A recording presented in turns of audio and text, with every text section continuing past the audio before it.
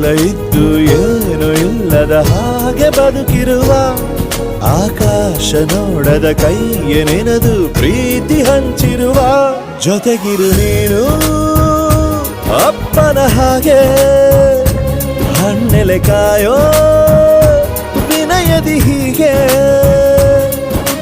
ನಿನ್ನನು ಪಡೆದ ನಾವು ಪುನೀತ ಬಾಳು ನಗು ನಗುತ್ತಾ ಬೊಂಬೆ ಹೇಳುತ್ತೈತೆ ಮತ್ತೆ ಹೇಳುತ್ತೈತೆ ನೀನೇ ರಾಜಕುಮಾರ.